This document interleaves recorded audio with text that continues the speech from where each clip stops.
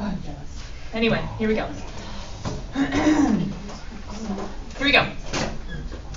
Integration formulas. Remember, integration, integrals, what do? Anti-derive stuff, right?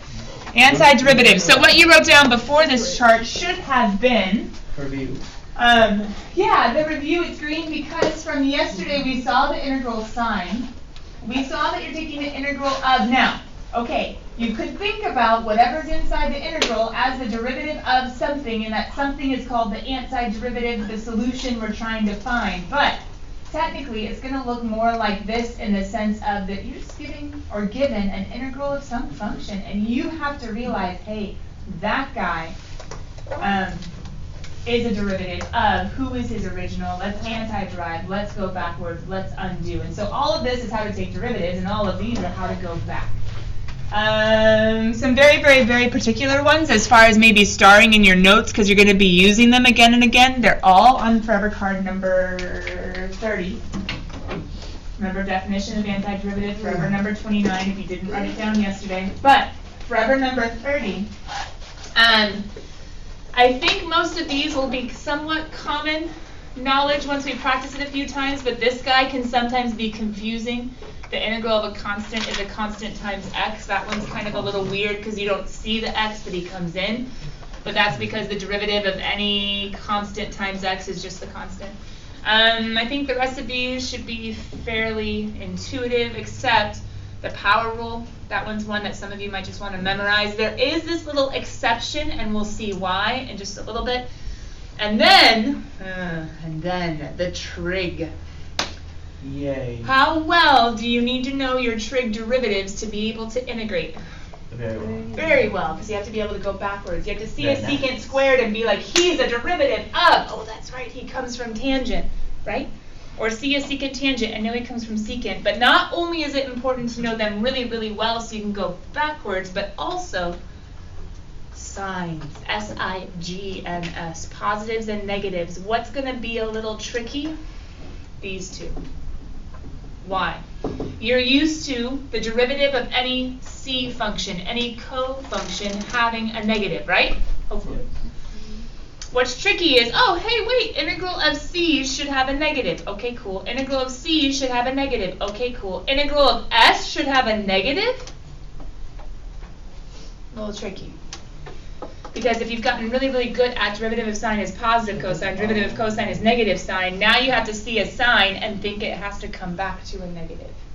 If worst comes to worst, you can always use that double check trick of deriving the answer.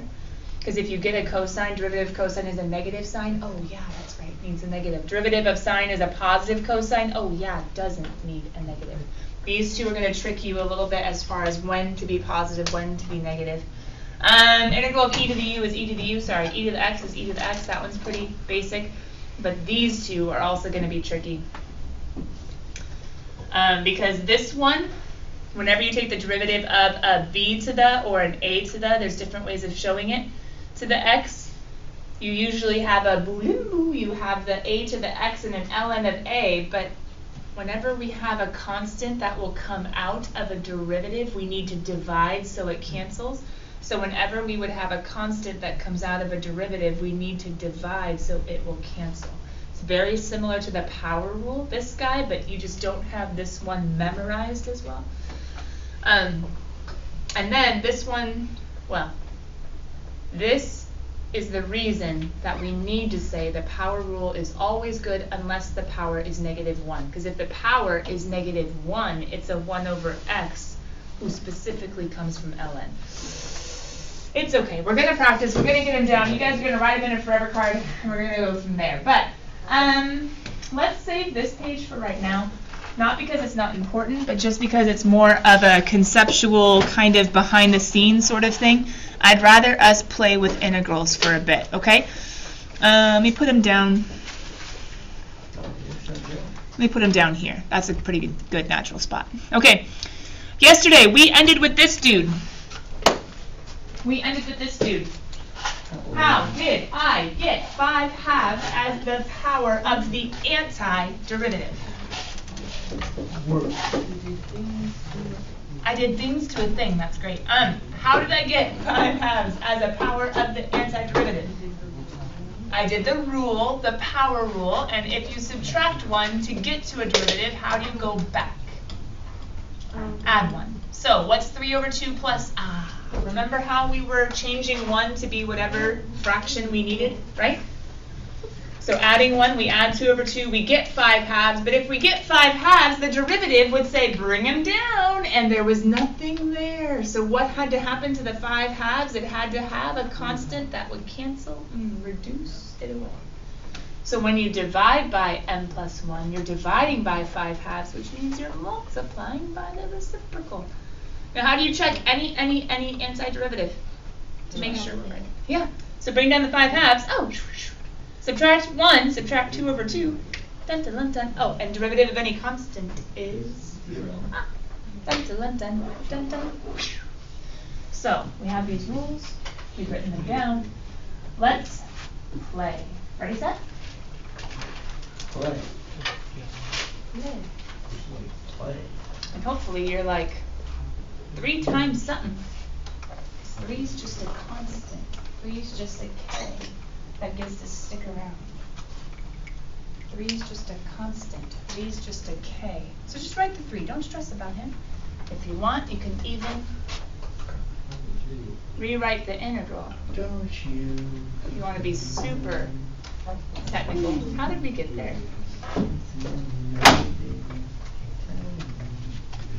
Some of you are just doing it. Great. Some of you are just trying to think of it. Good. Some of you are looking at the big old chart and saying, I think one of these applies. Which one applies, guys? Yeah. Power rule? Power rule for integration? N plus 1? Yeah. Well, you're doing it. Okay. So how does the power rule apply? Do I have an x to the n inside an integral? So then the power rule says x to the n plus 1 all over n plus 1 plus e.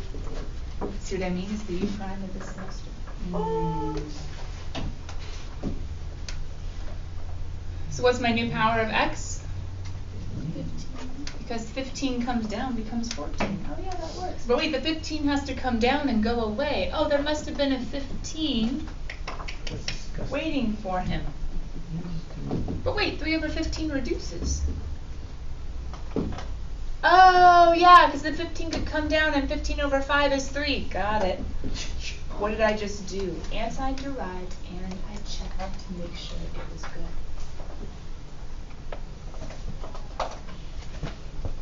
Does it make sense?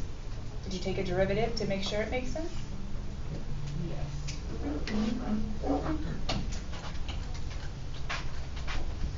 So? Oh. It wasn't a lot. Pause. Write it down. And then ponder. When things got messy with derivatives at the beginning, didn't we learn to rewrite? Yeah. Oh. Do you have it written down? Yes. Yeah. Can you look at your rules and can you find the sum and difference rule? Yes. AKA the one with plus or minus. Yes. Find the one with plus or minus. Yes. Are we allowed to split up integrals and go piece by piece across addition or Yes. subtraction? Yeah.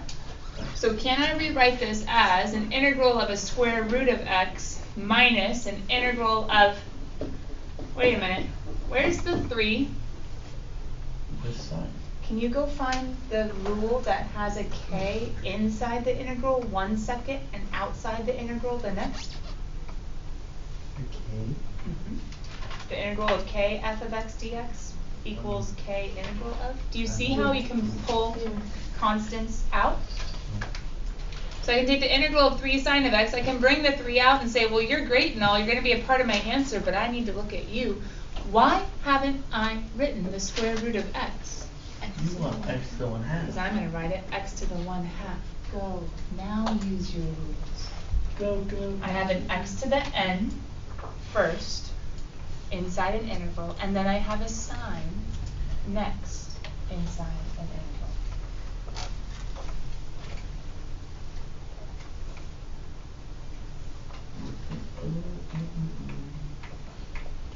I have an x to the n inside an integral, and I have a sine of x inside an integral. But while some of you are now trying to finish the problem, are any of you stuck as to how I rewrote it, or are you okay? Minus, I'm about to split it up. There was a constant being multiplied, unable to pull any constants, and constants alone out.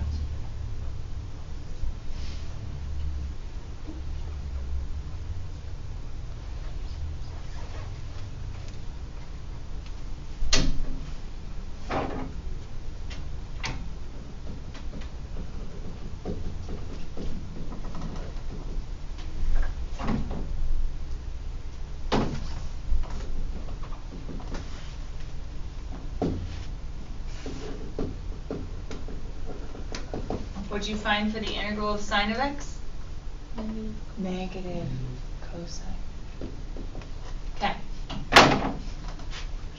So then applying the first rule, you have x to the 1/2. We could do plus 1, but what would be so much easier? 2 over 2. All over n plus 1 plus 2 over 2. Technically, if I was to be super precise, this piece could have its own constant of integration. But why am I calling it subscript C1, C sub 1?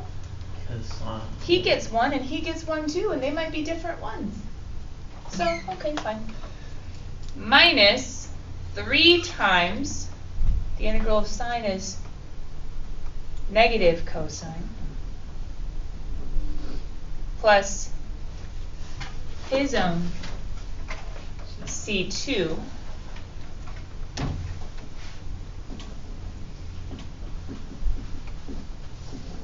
but check what happens to the final answer. okay. I don't need to leave it like this, because first of all, a negative times a negative is a positive. Well, it's not first of all.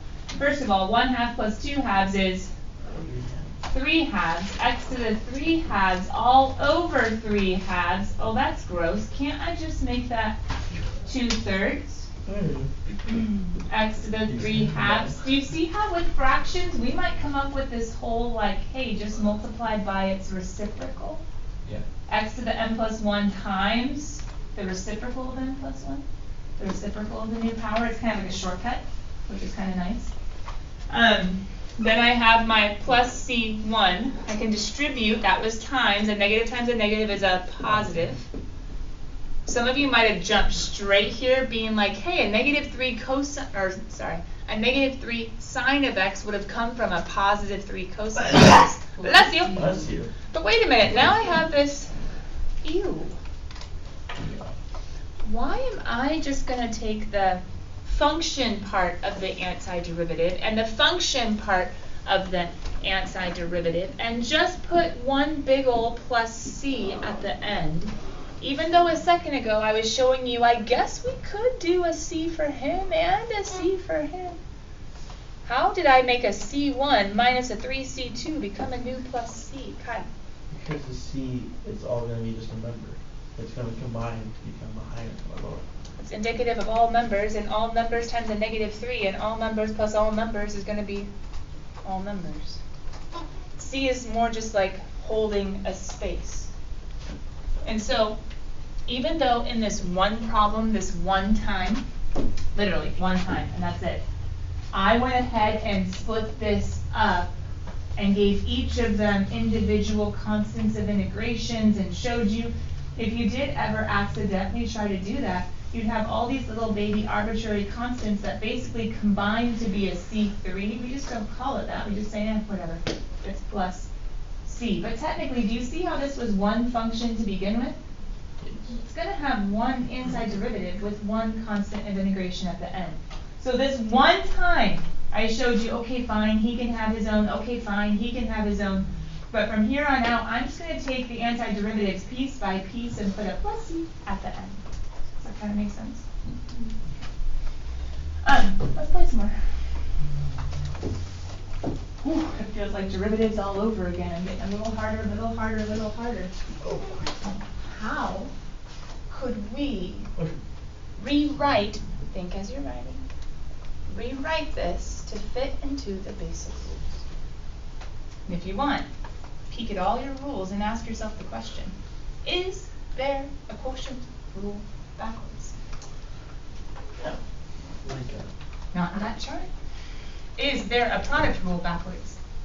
Not in that chart. And there is no general quotient rule backwards at all for us to even find. Or is there a power rule back there?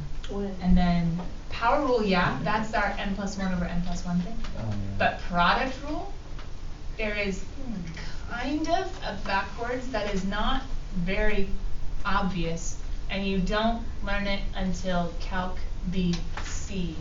And it's called something like integration by parts with that little 7 at the top of the board on the side over there. But didn't you just hear me say BC? Let's not worry about that. And it's not very obvious either. Because if you look at secant cubed of x, does secant cubed look like a box triangle prime plus triangle box prime? No. So how on earth did they? So no product rule backwards, no quotient rule backwards. Well, stink. This would be a quotient, wouldn't it? It's okay. How do you rewrite it, Adam? You can split it up because like 3x squared over x squared minus 2 over x squared is the same thing. Division is multiplication by reciprocals. Multiplication distributes across subtraction.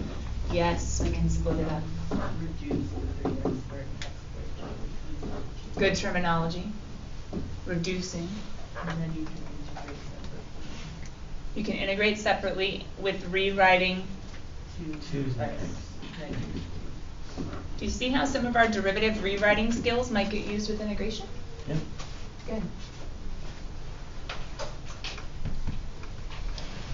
Because if you remember, towards the end of the semester when we had to get those derivatives simplified, we had derivatives ending up looking like quotients that might have been using exponents or power rules to begin with. Bless you.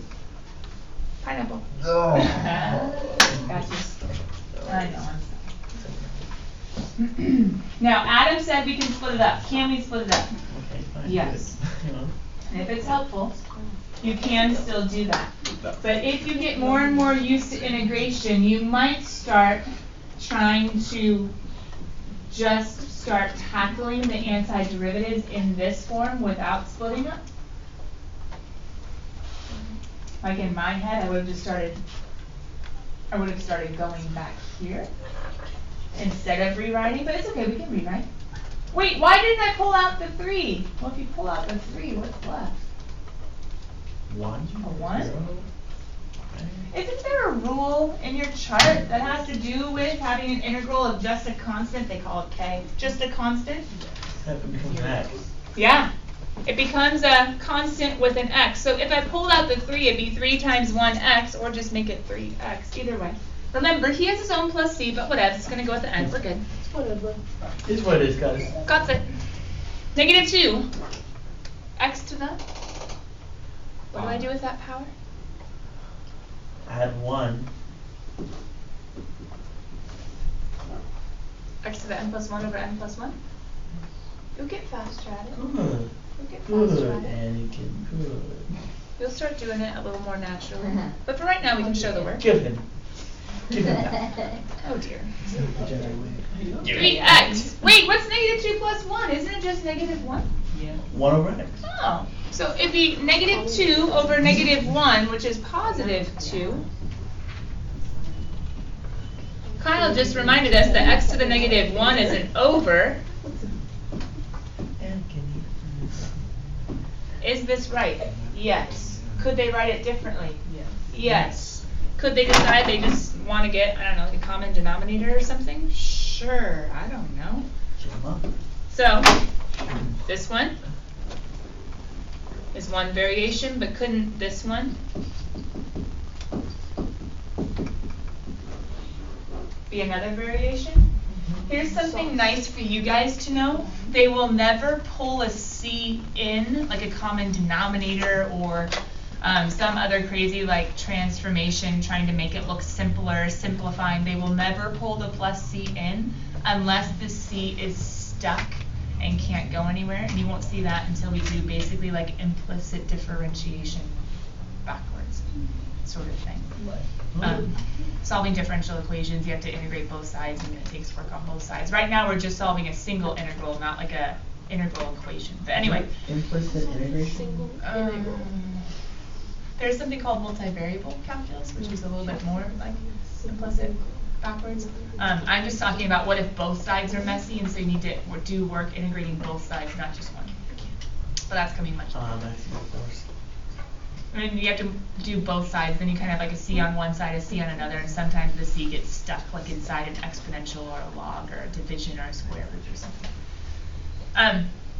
Anyway, rewriting, is it still going to be key? Yes. Yes. Yes. I need him. Ready, set, go! You and your groups do the best that you can. You and your groups do the best that you can. To solve the following three. We have about 5 minutes left of class. Let's see how you do. No. Party pooper, party pimples. I don't think that's what your nose is. I'll move closer now. Bad. We meet halfway. Okay, you two, spend more time doing the math. You goops. Wait, integrate. Sorry. Immigrate? Kyle distracted me. I did not distract you. You Kyle's already turned very around and distracted. tried to keep going Star Wars. You're just quoting. There's good life advice too, Dan, but I meant mathematically. Agi.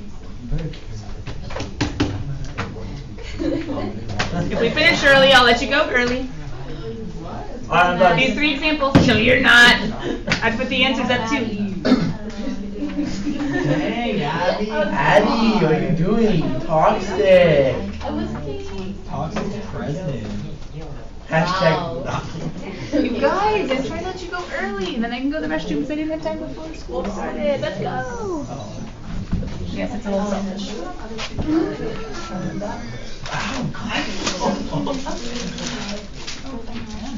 Your words. Oh, Chick-fil-A sauce. I saved the Chick-fil-A sauce. You never know when it'll come in. Roxanne. Have you Mariah? I just heard of Roxanne. What? X to the n plus 1 over n plus 1. Everything. I heard Roxanne.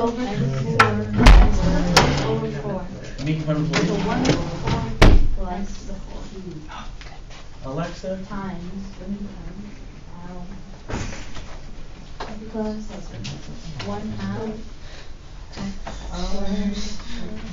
Wait, right? No one saw that. Do you guys have the 1/4 x to the 4th? Yeah, I did. Does that make sense? Because the 4 comes down and it cancels out, and then you have a. You want to multiply the reciprocal?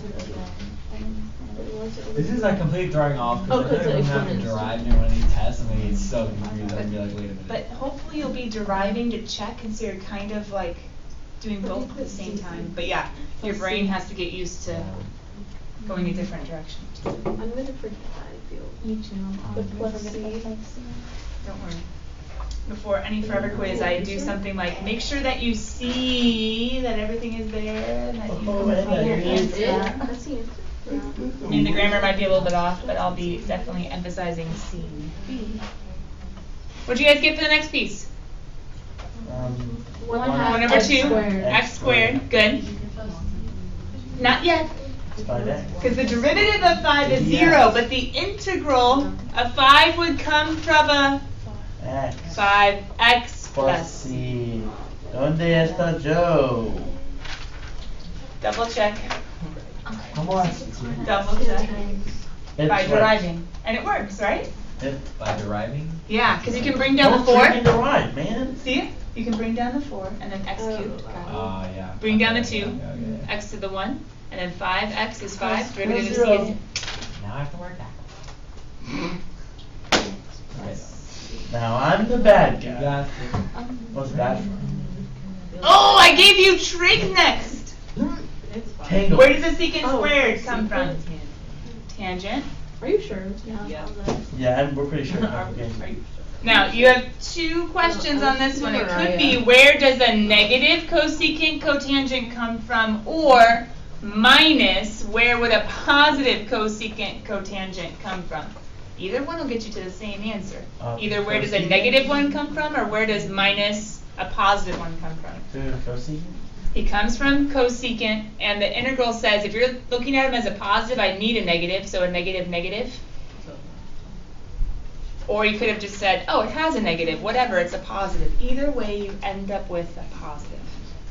Okay. Now here's the nasty part. Couldn't they start doing like sine over cosine and 1 over sine and putting stuff together? I guess they could. But for right now, nah, let's not do any T-proof, making it look different and stuff. Stop. Whoa, don't. That's a bad word in here. What? Don't say T-proof. Letter C says integrate an e to the x, but we love e to the x because e to the x has a derivative of what? E to the x. So the integral of e to the x. But wait a minute. Why am I not rewriting this next one? Shouldn't it be x to the negative 1? No. This is the one time the power rule does not work because if you have over an x to the 1, it always goes back to an ln. Ah! All right, cool kids. Long story short, homework should be fully attended by Monday, but I'm going to change the Google Classroom turn-in until Tuesday, so you guys can ask me questions via second line because we're competing on Monday. So practice on the homework, don't turn it in online until Tuesday. Put these back to class with your skills sharpened so we can try to get faster. Sharpen a pencil. Bro, do you even sharpen, bro? Put them together. Bruh. Put them together later.